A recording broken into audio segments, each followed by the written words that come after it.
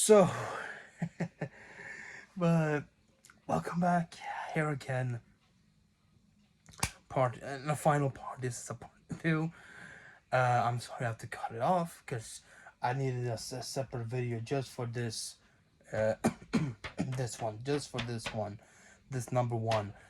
It's gonna be a separate video because I needed to talk a little bit extra about this one. I'm sorry I have to cut off like that, but this is out immediately after, so you will see it. Um, wow, wow. As shocking as and as emotional as James Bond really was, Spider-Man: No Way Home, of course, takes the number one spot here. It it just you can't really change it.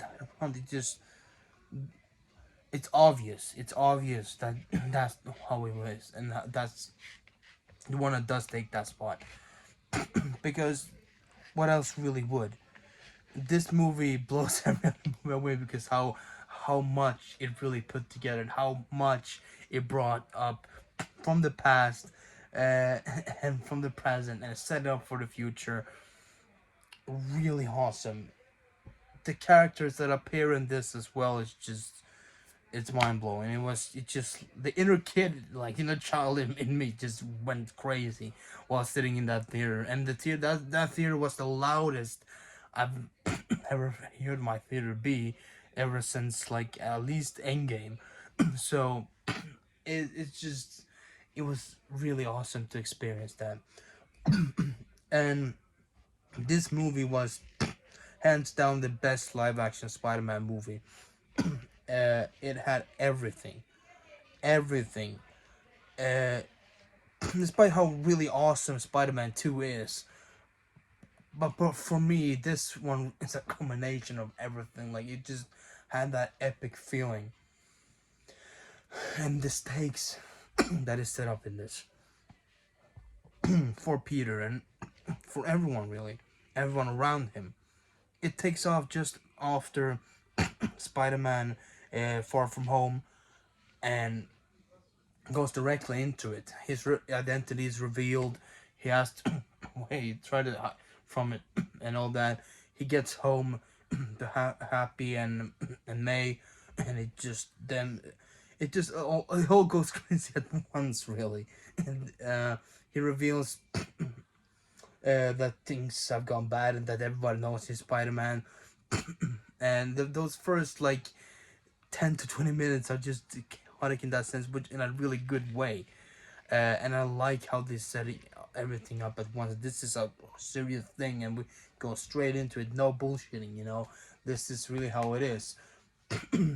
And we get to the first character return, somewhat or reveal, which is Matt Murdock as Daredevil. Matt Murdock, Daredevil. Charlie Cox as Matt Murdock, Daredevil, returning, and that was just epic. The cheers in the theater for just that moment was just so awesome. It was so cool to see him in the MCU finally, and it was awesome. It was awesome, and that's the same day as well as we see no Wilson Fisk Kingpin coming back as well in Hawkeye fully. So cool to have those two characters at the same time being there. Um, this is just amazing, and as I want to do this spoiler review, is I just want to go through every single one of those moments, but I'm not gonna sit there for too long because I'm gonna go and I'm gonna celebrate New Year's and all that. But um, just want to go through some of the things. Uh, the feelings overall with the villains as well. When Doc Ock appears, when Green Goblin appears, when Sandman and Electro and Lizard, all that stuff. It's just they're handled so really well. All those past villains, their returns are handled so well and so with so much, just say, dedication and care and really well thought out moments in there with each of them. And I love the first fight between Peter and Doc Ock, and how that plays out, and how he and how he gets confused when it's not his Peter, and when the nanobot when he rips up and the nanobots comes onto his arms, his robot arms, it holds, and how then Peter can control them afterwards with in a sense, because his nanobots, they get fused into the neural stuff. So it's really interesting. Those little details, those little fun things like that is really good. But before that as well, when he goes to Doctor Strange after he's seen that him being Spider-Man has caused something bad for Ned and MJ, that they cannot get into MIT. For himself, he doesn't really care that much. It's like, okay, but he cares more about that it ruined it for them. And I like that. I like that selflessness, and how he cares for this, how he sees that there's some consequences with everything that's happened. There's some stakes, and he's starting to learn responsibility even more and more. So he goes to Doctor Strange to do that spell. From the beginning, Strange all about it with it, and he goes and they go and do it. But of course, Peter wants to, have at least some people remember, like MJ, Ned, and Aunt May, and Happy. But that messes up the spell, of course, and it's just a fun moment when Strange, he encapsulates it in. Just said, but it can't hold it for that long, and he has a device later on that he just press a button that takes everybody back, all the villains back, their worlds. But before that, we see that he talks to Peter and says, like, you didn't even try to contact the committee for MIT, like, to try to talk to them at first. And he's like, I forgot about that. And just it's it's a fun thing that Strange gets irritated on him for that, because it was just a serious spell. It's a serious stakes with doing this, and that's why he gets angry with him. And then Peter goes off, and that's when that Doctor Strange, Doctor Strange, Doctor Octopus, like Doc Ock, fight happens. When he goes to that woman on the bridge there, she's in a car. He goes up to her and asks her all that stuff, and he saves her from Doc Ock, and she says she will get both. She will try to talk to the people there, like head people there at MIT, about him, MJ, and Ned possibly getting a chance to get into the school. So it's like it's setting up so much thing in the early as well. You see, we're going to do this together, like all that, and you see the disappointment when they get rejected, and you can already feel from the start that there is something happening in there. That something is gonna happen. Something is brewing, that maybe they won't be fully together by the end. In a sense, they won't be all. It won't be all happy. No pun. But it's you don't know fully what it is. Is it that maybe one of them is gonna die, or is it something completely else? And you don't really see fully what is coming. And that's why it's how it's so good and well set up with all the stations. Slowly, everything is building up, and all the stakes are being put up. With every decision that Peter makes in the movie, and the main decision, to help some of these villains eventually as well. He, because Aunt May sees some good. I mean, she's like, that's your responsibility to try to help and not get them killed, not kill, and not be a cause of somebody's death. And that's how it's brilliantly set up. Because him doing that will be in some way a cause of someone's death, and that someone, of course, is I said, Lord Aunt May, and that was just wow. That scene afterwards, it's been a while. He's gone around. Strange gave him a thing to collect all the villains. He's gone out to say, like, in how did he trying to collect everyone? He meets up with Sandman, Electro. Sandman helps him fight off Electro, but then Sandman turns against. He doesn't trust him because he's not his Peter, and so on, and he doesn't understand where he sent Electro. Uh, so he gets angry, but he sends him in as well. He gets to pretty much everyone except for Green Goblin, and by then he hears that some of those villains, one of the villains is at Aunt May's place, and as you of course know, yeah, it is him. It's Norman Osborn. He's there, and it was so cool to see Willem Dafoe back, and he's so brilliant in this role. Everything that as the Green Goblin, as normal Norman Osborn, and everything, just how he changes between those two personalities, and how he can set up, and how he can be just normal, nice, kind, and just who's and then just be menacing and just be that Green Goblin is just so perfect. It's just such a good villain, and I loved it. I loved it all, and how he did that. He's so perfect for that role, and I'm so happy he got the chance to come back to it as well. So really awesome. It just brought back memories from as a kid watching the first Spider-Man movie. You know, it was really cool. So he tried to help. He brings him to Doctor Strange later there when everybody is, and then Otto and him meet up, and Otto is first confused, like, you died, and like, how is this even possible? That's not. But when he actually brings him in, he's like, oh wow, okay, maybe it's him. So, but then Doctor Strange comes in, and he puts uh, Norman into one of those capsule things, and that's when it all goes off, because he tries to bring out that cube, that device that's gonna send them back. Peter takes it. He takes off. Strange trying to stop him.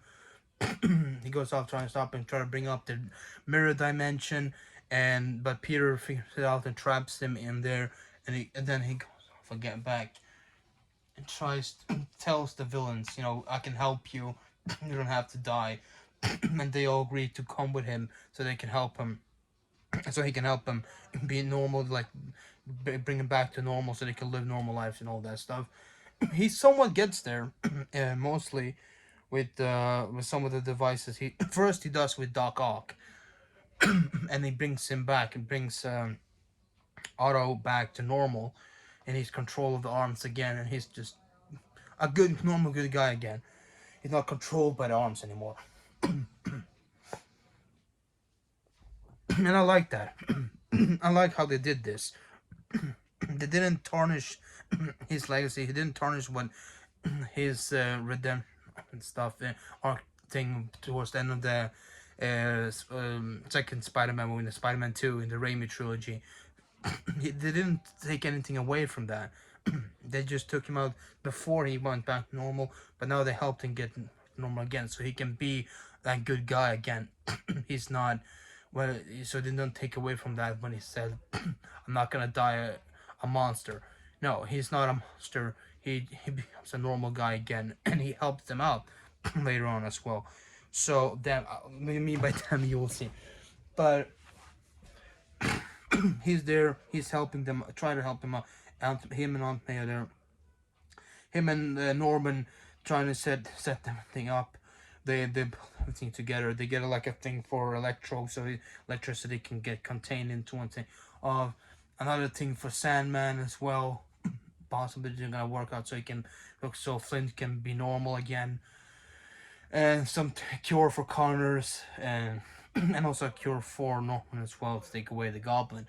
But it doesn't go well, of course, in that, because Peter senses the spider sense that something is wrong. He goes around the bill. All right. Oh, she something in my throat that's just. He goes around the apartment and trying to look around. They're in his apartment. They look around in there. Looks around and trying to feel where's the danger coming from, who's the one, something, and then he finally senses it. It's Norman. It's Green Goblin is taking over again. He's trying to stop him. He webs him up. He webs his hand up, but so late he breaks free, and also Electro has had a change of heart as well. He's trying to, like, why should we like lose our power if we're strong and powerful? Which something along those lines. And he also makes free, and they have a fight in there. Electro leaves, as well as man in a way. Um, Lizard escapes from the truck that he's still in down there. I don't know why they put him in there, but you know, that maybe he's the only one they kind of did a little bit nerdy, but it's still fine. He escaped from that. Jameson is down there as well. He's gone into the building trying to expose Spider-Man, and they have that fight in the apartment. Him and Peter and Green Goblin. First of all, I love the motion. Like he trying to beat up. Like he's on top of him. It's like boom, boom, boom. It just brings the fist down on him, and like it's really cool. It's a really cool action scene. And then they get down to lower levels, and that's when it happens. That's when it happens. Aunt May's death. After a fight a little bit, Aunt May runs up, and he's like about to kill her or something. And she stabs him with the injecting thing for the serum they kind of did to bring him back to normal. Didn't work. He wasn't strong enough. And he says, as I said, normal was right. It didn't work. Like it won't work. Like and all that stuff. They have like a dialogue between him and log, and then he just and he brings the glider in, and it just goes through the building and it hits Aunt May. She's trying to run away, but it hits her. Bam! Just like it's like I think it slashes her stomach or something. They put on the blades on her, it cuts her, and oh, it's tough. You don't know that at first, but then you see it afterwards. At first, it looks like everything is okay. She just got hit, and she stands up and she talks normally, and she says that great power comes great responsibility. You know, she has that iconic line, and I love that in this universe it's Aunt May who says that, and it still has that really good impact and really nice. And then she says that there's some you still did the right thing, you know, even if it has gone this way, you still did the right thing, and you have responsibility. You can do it as a hero, you know. And but then you see she like collapses down from her injury, and then Peter realizes that she's dying. She has been cut, and he's trying to console her and try to. She doesn't even know that she's dying. She's like, "What happened? What is going on?" And he just trying to trying to keep her calm and everything's gonna be okay. But he knows that it won't be, and that's such a heartbreaking scene. Such a heartbreaking scene. It's just so tough to really see that once again, and the emotion on Peter's face when she dies as well. It just it was great. The acting in that scene from both Marissa Tomei and from Tom Holland just was incredible, and I loved it. And it was such a sad scene to watch, and it's sad that Aunt May had to die so soon, but it really sets the stakes up, and you see the consequences finally, and that's when he sets off to learn responsibility and how some actions can lead to bad things. And it was a real starter for the real Spider-Man, for him becoming a true Spider-Man. And he was pissed off from that. He was sad, and it was heartbroken. And the shot after, when it goes up to the building and you see the big bill with the Jameson on it speaking, saying this is Spider-Man's fault. This wouldn't have happened if it wasn't for Spider-Man. That somebody died, or like all these villains being here doing all that destruction, all that stuff, and you just see in Peter's face, he's totally just hard and just like totally almost defeated. You know, it was such an incredible shot with the rain and everything, so cool, and I just loved it. You can really feel that the despair he's feeling. Like he's lost everything almost now, and it was so tough for him.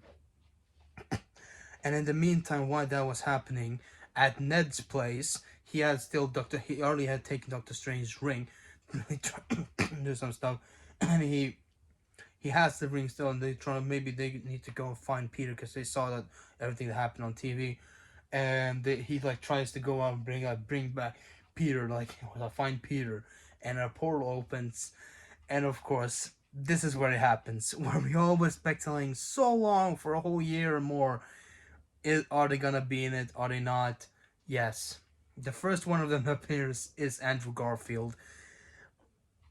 He comes through that portal, first in the suit, and the chairs were just loud like crazy. It was incredible. And then when he takes off the mask, it felt even louder. It was so cool to see him there. And the moment he had with Ned and MJ and Ned's grandma or so, it was just really cool. It was really fun, or just really, really awesome. And how they not trusting him, and he's like, yeah, you're a mistrusting person or something. What is that? He's like, you don't trust easily, and I respect that, right? And Steve is all good because they're confused as well because he says he's Peter Parker from another universe. uh, so they have that little moment. Him helps Ned's grandma to take up some cobwebs from the roof. It's like he crawls around the roof and stuff. It was really great. And then of course the big one. Everybody went absolutely nuts when he tried it again. Ned tries again. Find Peter Parker. It opens up, and there he is, Tobey Maguire. So cool. He looked great. He looked great. It was so awesome. I was cheering, clapping as well. It was absolutely fantastic seeing him there and seeing him back again. So cool, so cool. And I couldn't have been another way. It was really awesome, and how they interact. Him and Andrew was once, like him and Andrew's Peter and one, like they had like a standoff, like who he, and like he webs Andrew's web shooter, and I'm like, huh. It was so fun, and then at once how they interacted, and then later on with MCU Peter as well. So cool. Then they go off. They go off and try to find Peter as well. They find him on the school rooftop, I think it was. MJ comes up with that, like that's probably where he is. They go over there, and you see that moment when he just sobbing, he's crying, because he lost. Oh, remember he had left, Aunt May. And when you see it, like Ned and MJ just comforting him and like holding him close, like they all get into a hug. Oh wow, that just tugged on your heartstrings. That was just you know, you really felt for him in that moment. It was you really felt that feeling of loss, really. And afterwards, you see then that shot of the two Spider-Man coming up on the rooftop, like in the shadows, like in the dark. To see them, their silhouettes. Like there's some people we want you to talk to, and they come in, and he's like, Tom is like confused first, like, and then they figure out, okay, yeah, we're all Spider-Man, we're all Peter, and they have this really good chat about loss. They and Andrew Spider-Man, Andrew Peter, he lost Gwen. He's like, she was my MJ. He says that, and Toby's like, he lost Uncle Ben. So they all know loss, and they all know how it feels to lose and be angry about it as well. But they explained it. But we need to find like good. We need to move on. We need to, be still responsible and not lash out. And we can still help some of these villains as well. Anyways, we need to do the right thing, and they all talked. Then it was such a great moment between all three of them. And then also, especially later too, when they all are in the lab, when they're working together and banter and like talking to each other, and they trying to fix everything. It was really fun. And they have a moment with Ned as well, and like it was really cool to see all three of them working off each other and just enjoying each other, liking each other. It was not something like, oh yeah, you're me, but like like those typical formulas. No, they all had that good feeling around each other, and it was so cool. Like they're not there for long, like they were best friends. So it was fun, and because basically they're the same character. So they're the same person, right? Um, just with a little bit different things in there, but awesome. Really, really awesome. It was so great. And and then we got into the final fight after that. I'm not gonna talk much about it, but you know what happens if you've seen it. They go in, they fight off the villain, they fight the villains in there. They at first they struggle a little bit, but then he says, Tom Spider-Man says like, okay, we I've been with some people before, I've been a team before, I've been with the Avengers, and I like that Toby just says like, oh, that's so cool, that's awesome, like, what are the Avengers? Like, what is that? It was so funny, so great. I just had a really fun laugh with that. It was so awesome. And he led the way. Tom Spino led the way, and they all worked as a unison and got some of the villains back to normal. They had hard talks with some of the villains as well, heart to heart. Like kind of, Toby had a talk with Otto, even though he was already cured. But they talked to. He came back to help him, and then and they had like hi Otto, hi, or like it was like how you it was really nice. It was a really nice thing between those two, and also between Andrew's Peter and Jamie Foxx's Electro, right? And how they spoke a little bit. It was a really fun conversation there too. Um, and also they had a fun conversation before that. All three Spider-Man talking about their powers and who they fought before, and like that, like how they're talking about Toby's organic webbing. It's like, how does that just come out of you? Like, how does it just come out anywhere else? Or it was a really fun thing. And two times I think they did the meme thing where they're pointing at each other. Once in the lab and once there at the Statue of Liberty. So it was really cool. Um, Eventually they got most of the villains normal again. Toby got Flint as well, normal, back to normal too. But there was just just Green Goblin left, and and Doctor Strange came back as well with when he brought the box, took the box, and he was trying to like okay, good. He saw that Peter's plan kind of worked as well, and he said, okay, good job on that. Like, okay, I guess you were somewhere. I'm impressed. Okay, you did some good. I can understand it, but we need to bring him back now. We can't keep this going. We need to just. But they're like, but then the Green Goblin comes in. He takes it. I think he took it first, right? He had it first, but he gets finally eventually. Strange gets a hold of it again, but then there's a pumpkin bomb inside of it. It gets light, and that thing gets activated, and they sense the danger, and but it's too late. Like there's a strange no, and then boom, that opens up like the rift and like all the stuff. Uh, that was just, and that moment you were like, oh shit, this is bad. And in those rifts up there, you can kind of see some. There's been rumors, but there's some hints about some other villains being there. you know, like Chameleon or Craven the Hunter and other things like that. So I don't know exactly if I can see it, but I need to watch a few more to really see. But that could be possible, and it's the case, and that's really cool. But eventually, Peter brings Goblin's glider. He takes out those pumpkin bombs and shoves it into like his into the motor or something like that. He puts it in the like explodes it, and he falls down. They both fall down, and they have like a standoff kind of thing. Peter beats has beat he fights him. He starts beating him up, and like he's enraged, and he wants to kill him. Kind of he almost and he grabs the glider, and tries to stab him, but Toby stops him just in time. So like no, it's not worth it. This is not who we are. We shouldn't do it. And then comes a shocking moment a little bit when Goblin stabs Toby. Like he stabs him like he falls down, and everybody thought, oh no, he's gonna get killed now. But no, he didn't. It was more of a shock in the moment kind of thing.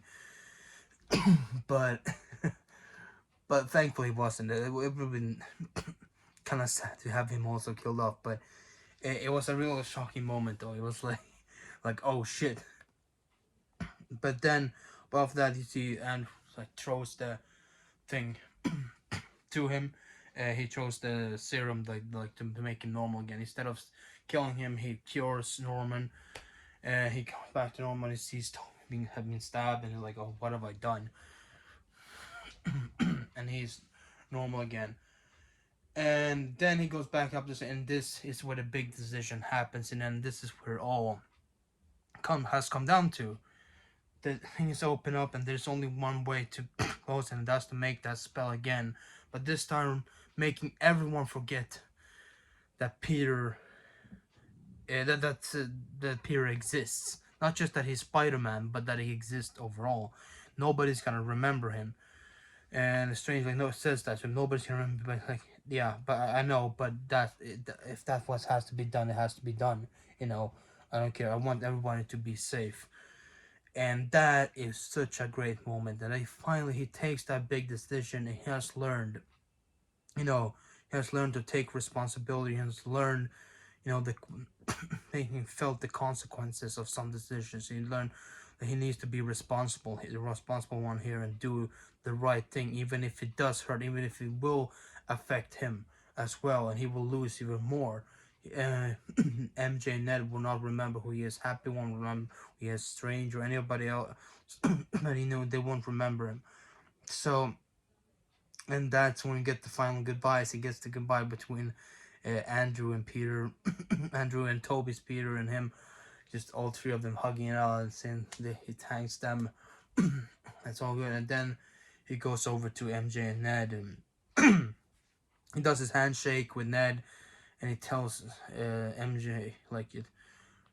He tells them that they're gonna forget about him. They're forcing his side, but she tells them like, I'll always find out, and then I'll always come back. And she tells him she loves him. He tries to tell her back, but she's like, no, save it for when you're back. Like, come back, find me again, and say it then. Because I know I won't fully forget. Like I'll remember again. We'll meet again, right? And they have their kiss, and he goes off. So a real bittersweet ending. But then towards the end, of course, he's thinking about maybe he will go tell her everything. She still works there at the coffee shop, and Ned comes in as well, and he sees them together. But he also sees the band-aid she has on from the cut she got during the fight.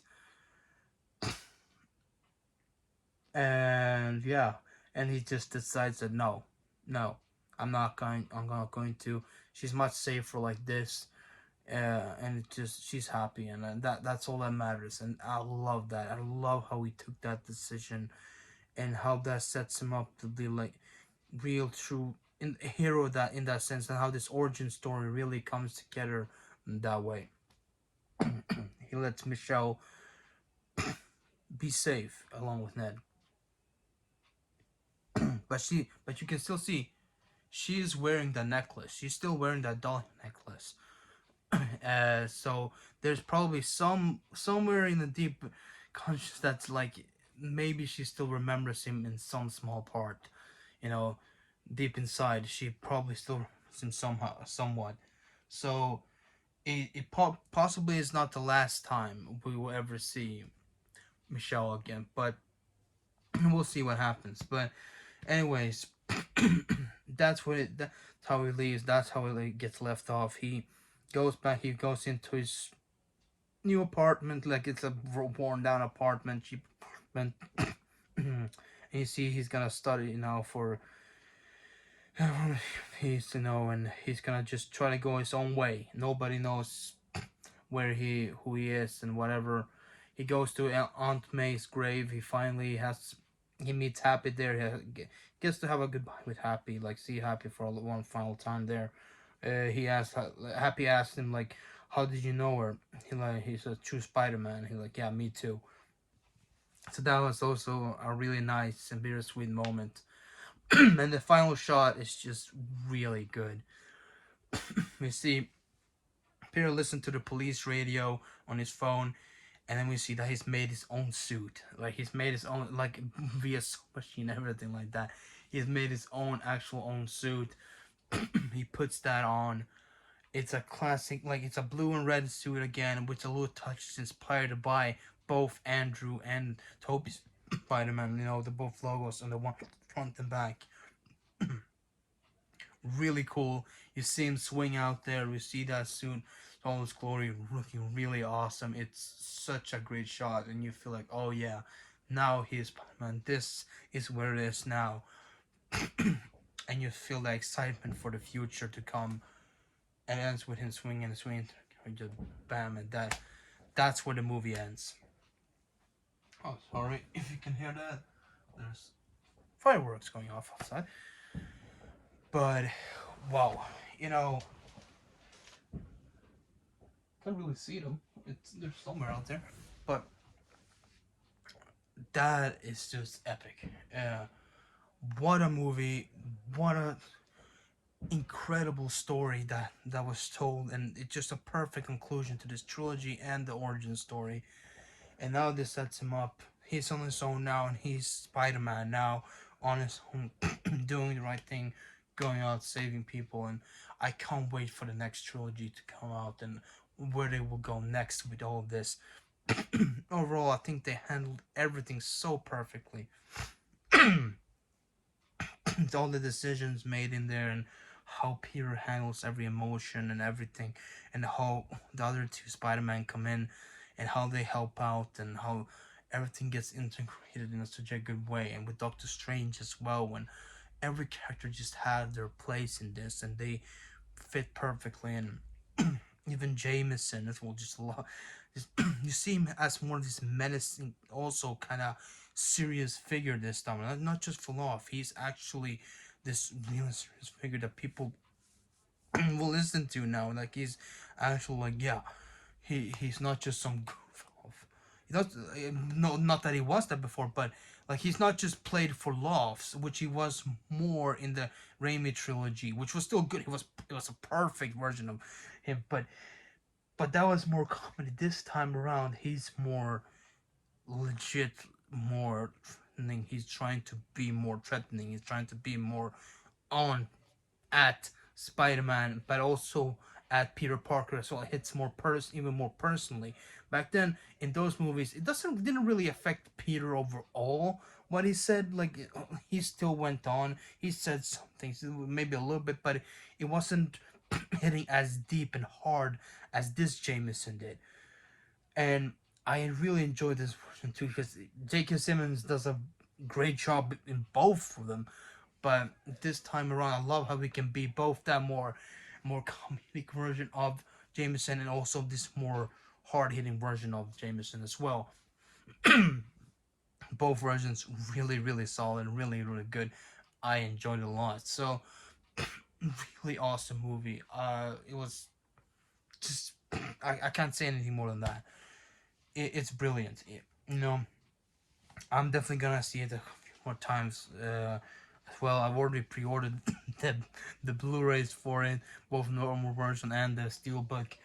Um, it's worth to have on the shelf, 100%. It's a perfect part of the MCU, but also a perfect part in Spider-Man history, in the Spider-Man, media history. It brings everything together, past and present, and that sets up for the future as well. So awesome, brilliant. And there's a lot of other rumors now going around that maybe there will be an Amazing Spider-Man trio after this, because a lot of fans want it. I would love to see it as well. Uh, to really give Andrew Spider-Man his full trilogy and his full perfect send off as well, in a good way. I would love to see that happen. I definitely would love to see that happen. Maybe, and there's some rumors about both of them appearing in the Secret Wars, and a Secret Wars movie in the future, like both Toby and Andrew. That could definitely also happen. I would that maybe some other of the Spider-Man in the multiverse as well, if they have time before them to introduce like Spider-Man possibly, or Miles, or any other type of Spider-Man as well. it'll be really cool to see what they can come up with and where they can go from here.